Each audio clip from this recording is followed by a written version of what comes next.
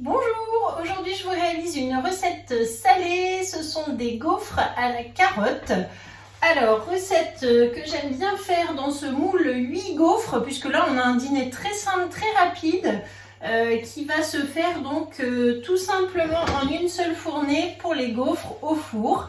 Donc je vous montre comment on fait la recette. Ensuite vous pouvez, donc aujourd'hui je vais les faire au saumon fumé avec un petit peu de salade Saint-Moré, des herbes. Vous pouvez mettre ce que vous voulez dessus, des tomates cerises, du jambon, enfin voilà. Après avec la carotte, beaucoup de choses vont aller aussi. Et c'est parti, je vous montre la recette. Le moule gaufre est posé sur la plaque alu. On aura besoin d'une toile de cuisson, un cul de poule avec le fouet. Pour les ingrédients, il nous faut des œufs, de la levure, un oignon, du lait, de l'huile d'olive, de la farine, du sel, du poivre, des carottes. Et pour les garnir, de la salade, du Saint-Moré et du saumon fumé. Tout ceci étant déjà sous vide, vous voyez, mes légumes, mon fromage, le saumon. Allez, c'est parti. Donc pour commencer, j'ai allumé mon iCooking, je me mets en mode manuel. Ici, j'ai 4 carottes qui sont déjà sous vide depuis plusieurs jours. Donc je les libère en ouvrant ici. Hop, voilà. Et donc là, je vais pouvoir... Donc elles sont déjà prêtes épluchées. Avec le Bicep, je garde vraiment toutes les valeurs nutritionnelles des aliments. Je peux les préparer à l'avance sans souci. Donc là, je vais couper des morceaux et je vais les mixer dans mon iCooking. Avec le petit couteau à pâtisserie, un couteau à tomate, couteau à tout. En fait, il est super le petit couteau avec ses dents là, il coupe très très bien. Voilà, et l'oignon, pareil, un oignon entier. Je vais retirer juste hop, le milieu. Donc je le coupe en plusieurs morceaux également. Donc là je me mets en vitesse 6 et je fais démarrer, puis je vais jeter mes légumes directement dans le bol pour les mixer.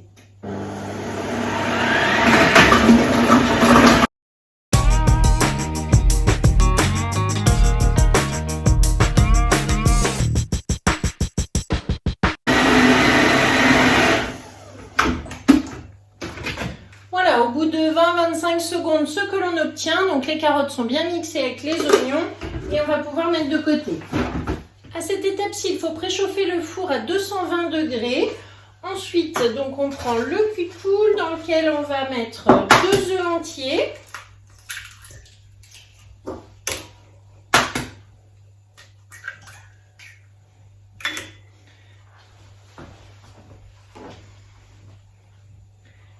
J'ajoute 240 g de lait. J'ai mesuré avec le petit verre doseur en verre, très pratique. Et je mélange au fouet.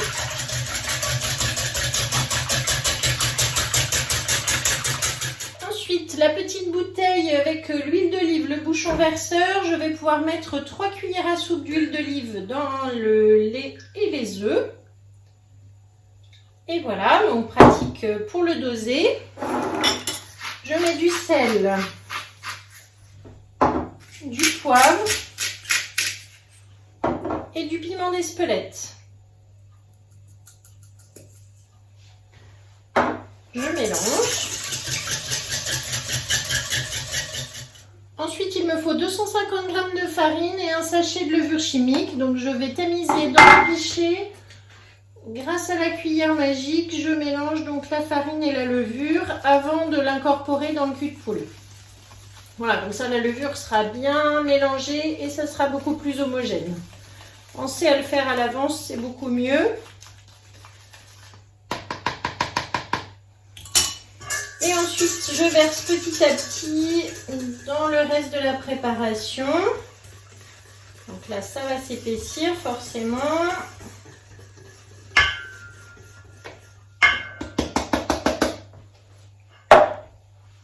Et je mélange au fouet. On obtient une pâte semi-épaisse.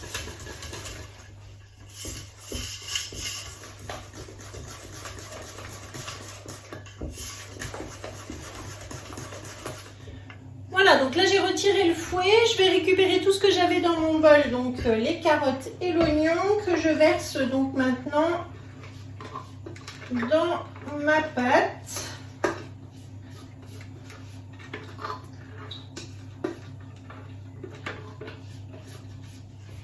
Et avec la spatule mélangeuse, je peux donc incorporer les légumes dans la pâte.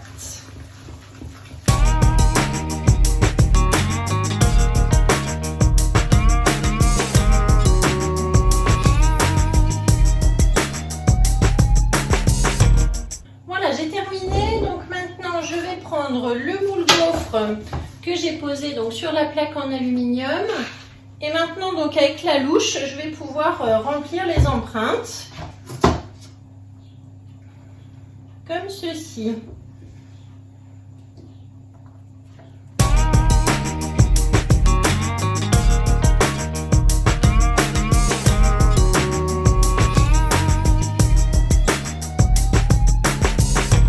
L'avantage de ces louches, c'est qu'elles font spatule au bout comme ça. Il y a la grande et la petite. Et c'est vrai que pour remplir les empreintes, quand c'est un petit peu solide, c'est pratique. Voilà. Ensuite, avec ma petite spatule coudée, donc je répartis bien ma préparation.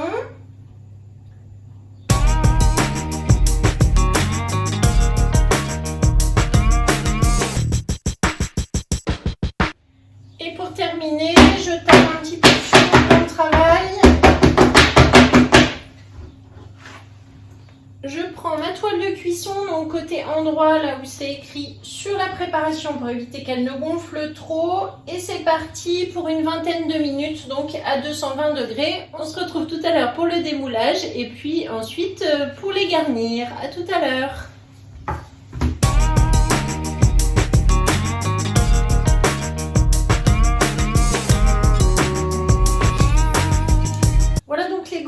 Sortie du four, je vais retirer ma toile de cuisson et ensuite pour les faire refroidir, donc je vais prendre une autre plaque en aluminium, je vais mettre en fait l'envers, le dessous de la plaque sur mes gaufres. Voilà, donc ça va me permettre de les démouler sur la plaque alu et pour qu'elles refroidissent. Donc la plaque du dessous est encore chaude.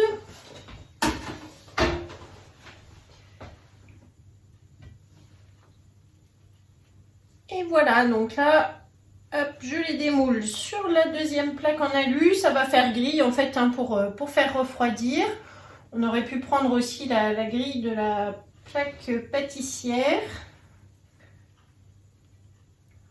Et voilà, le démoulage est donc parfait. Et là, je vais les laisser bien refroidir. On va pendant ce temps préparer du fromage et de la garniture.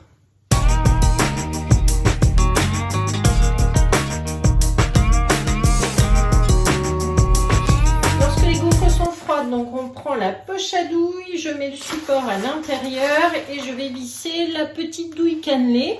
Donc là ce sont les douilles interchangeables.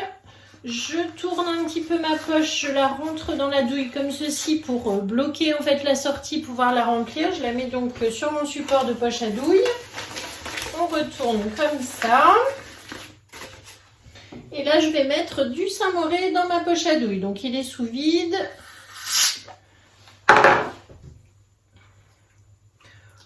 Je vais en mettre à peu près environ 50.